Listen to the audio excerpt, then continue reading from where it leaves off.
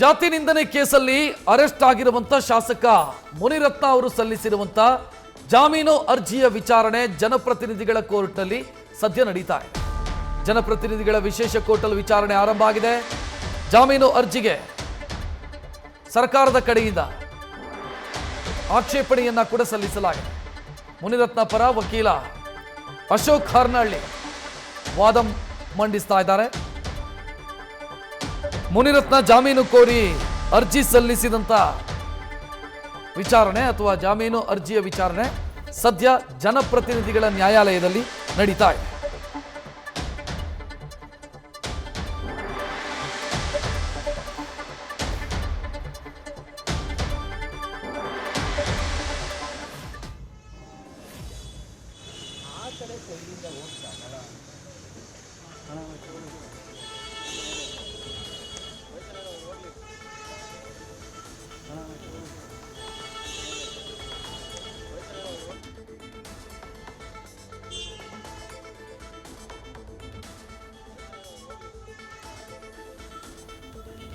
ಅಶೋಕ್ ಹರ್ನಹಳ್ಳಿ ಮುನಿರತ್ನ ಪರವಾಗಿ ವಾದ ಮಂಡಿಸ್ತಾ ಇದ್ದಾರೆ.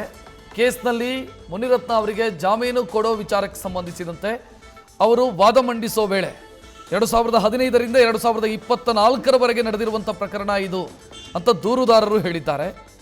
FIR ಅಲ್ಲಿ ಅದೇ ಮಾಹಿತಿಯನ್ನು ಉಲ್ಲೇಖಿಸಿದ್ದಾರೆ. ತನಿಖೆಯಲ್ಲಿ ಇದು ಗೊತ್ತಾಗ್ತಿದೆ, ಇದು ತುಂಬ ಹಳೆಯ ಕೇಸು ಅನ್ನೋದು ಗೊತ್ತಾಗ್ತಾ ಇದೆ. ಮೇ 18ರಂದು ನಡೆದಿರುವಂಥ ಪ್ರಕರಣ, ಈಗ ಆ ಪ್ರಕರಣಕ್ಕೆ FIR ಮಾಡಲಾಗಿದೆ. ಮುನಿರತ್ನ ಅವರನ್ನು ಆರೋಪಿ ಅಂತ ಮಾಡಿದ್ದಾರೆ. ಆದರೆ ಇಲ್ಲಿ ಜಾತಿ ನಿಂದನೆ ಕೇಸನ್ನು ಏನು ಹಾಕಲಾಗಿದೆ ಅದು ಸಮಂಜಸ ಅಲ್ಲ ಅನ್ನೋದು ಅಶೋಕ್ ಹರ್ನಹಳ್ಳಿ ಅವರ ವಾದ. ಜನಾಂಗೀಯ ಪ್ರಚೋದನೆ ಅಂತ ಉಲ್ಲೇಖ ಮಾಡಿದ್ದಾರೆ.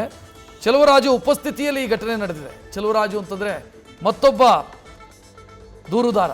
ಇಲ್ಲಿ 2 FIR ಆಗಿದೆ. ಒಂದು FIR ವೇಲು ನಾಯ್ಕರ್ ಅವರು ಕೊಟ್ಟಿರುವಂಥ FIR ಅಥವಾ ದಾಖಲಿಸಿರುವಂಥ ದೂರು, ಅದರ ಆಧಾರದ ಮೇಲೆ ಸದ್ಯ ಮುನಿರತ್ನ ಅವರನ್ನು ಅರೆಸ್ಟ್ ಮಾಡಿರೋದು. ಸೊ ಇನ್ನೊಂದು ಕೇಸ್ ಕೊಟ್ಟಿರುವಂಥ ಚೆಲುವರಾಜು ಉಪಸ್ಥಿತಿಯಲ್ಲೇ ಇಲ್ಲಿ ಜಾತಿ ನಿಂದನೆ ಆಗಿದೆ ಅನ್ನುವಂಥ ಆರೋಪ ಇರೋದು. ಆದರೆ ಇಲ್ಲಿ SC/ST ಕಾಯ್ದೆ ಅಂದರೆ ಅಟ್ರಾಸಿಟಿ, ದಲಿತ ದೌರ್ಜನ್ಯ ತಡೆ ಕಾಯ್ದೆ, ಇದು ಅನ್ವಯ ಆಗೋದಿಲ್ಲ ಅಂತ ಅಶೋಕ್ ಹರ್ನಹಳ್ಳಿ ವಾದ ಮಂಡಿಸ್ತಾ ಇದ್ದಾರೆ. ಮುನಿರತ್ನ ಅವರ ಕಚೇರಿಯಲ್ಲಿ ಇದು ನಡೆದಿದೆ ಅಂತ ಆರೋಪಿಸಿದ್ದಾರೆ. ಚೆಲುವರಾಜು ಅವರ ಆಡಿಯೋ ರೆಕಾರ್ಡಿಂಗ್ ಆಧಾರದ ಮೇಲೆ ದೂರು ದಾಖಲು ಮಾಡಲಾಗಿದೆ. ಅವರ ಮುಂದೆ ಬೈಗುಳ ಆಗಿದೆ ಅಂತ ಹೇಳ್ತಾರೆ. ಇದರಲ್ಲಿ ಮುನಿರತ್ನ ಅವರ ವಿರುದ್ಧ ಆರೋಪ ಇಲ್ಲ. ಸಾರ್ವಜನಿಕರ ಮುಂದೆ ನಡೆದಿರುವಂಥ ನಿಂದನೆ ಇದು. ಇಲ್ಲಿ ಹಾಕಲಾಗಿರುವಂಥ ಸೆಕ್ಷನ್ ಏನಿದೆ, ದಲಿತ ದೌರ್ಜನ್ಯ ಕಾಯ್ದೆಯ ಅನ್ವಯ ಹಾಕಲಾಗಿರುವಂಥ ಸೆಕ್ಷನ್ಸ್ಗಳೇನಿದ್ದಾವೆ ಅದು ಅಪ್ಲಿಕೇಬಲ್ ಅಲ್ಲ ಮುನಿರತ್ನ ಅವರಿಗೆ. ಈ ಸೆಕ್ಷನ್ ಪ್ರಕಾರ ನಿಂದನೆ ಮಾಡುವಾಗ ಇಬ್ಬರಿಗಿಂತ ಹೆಚ್ಚು ಜನ ಇರಬೇಕು, ಗುಂಪಲ್ಲಿ ಜಾತಿ ನಿಂದನೆ ಮಾಡಿರಬೇಕು. ಸುಪ್ರೀಂ ಕೋರ್ಟ್ನ ಆದೇಶ ಇದಕ್ಕೆ ಸಂಬಂಧಿಸಿದಂತೆ. ಬಟ್ ಈ ಕೇಸಲ್ಲಿ, ಈ ಪರ್ಟಿಕ್ಯುಲರ್ ಕೇಸಲ್ಲಿ ಅದು ಯಾವುದೂ ಕೂಡ ಅಪ್ಲೈ ಆಗೋದಿಲ್ಲ ಅನ್ನೋದನ್ನು ಮುನಿರತ್ನ ಅವರ ಪರವಾಗಿ ಅವರ ವಕೀಲರು ವಾದ ಮಂಡಿಸ್ತಾ ಇರೋದು. ಈಗಾಗಲೇ ಆರೋಪಿಯ ವಾಯ್ಸ್ ಸ್ಯಾಂಪಲ್ ಸಂಗ್ರಹಿಸಲಾಗಿದೆ. ಸಾಕ್ಷಿದಾರರ ಹೇಳಿಕೆಯನ್ನು ಕೂಡ ದಾಖಲಿಸಲಾಗಿದೆ. ಈಗ ಸಾಕ್ಷಿಗಳ ಮೇಲೆ ಪ್ರಭಾವ ಬೀರೋದಕ್ಕೆ ಆರೋಪಿ ಸಾಧ್ಯ ಇಲ್ಲ.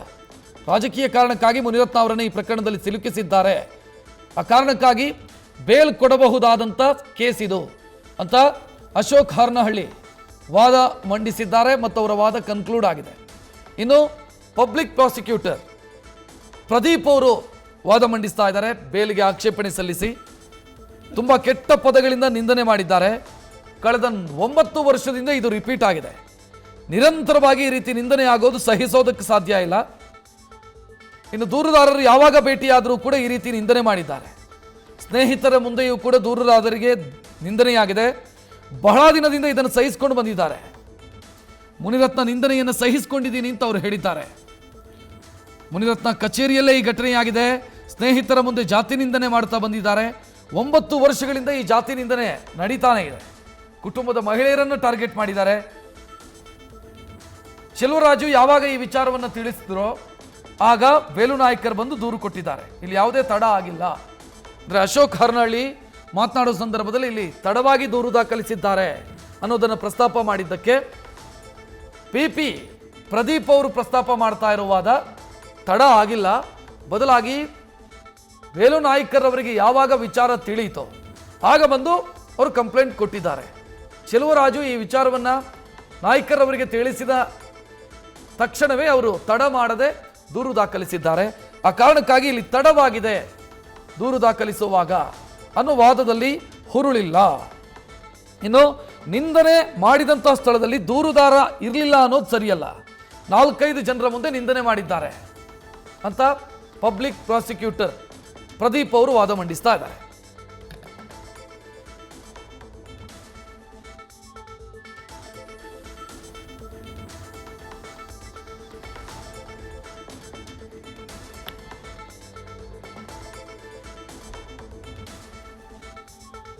ಇನ್ನು ಚೆಲುವರಾಜು ಅವರ ಆಡಿಯೋದ ಆಧಾರದ ಮೇಲೆ ವೇಲು ನಾಯ್ಕರ್ ದೂರು ಕೊಟ್ಟಿರೋದು.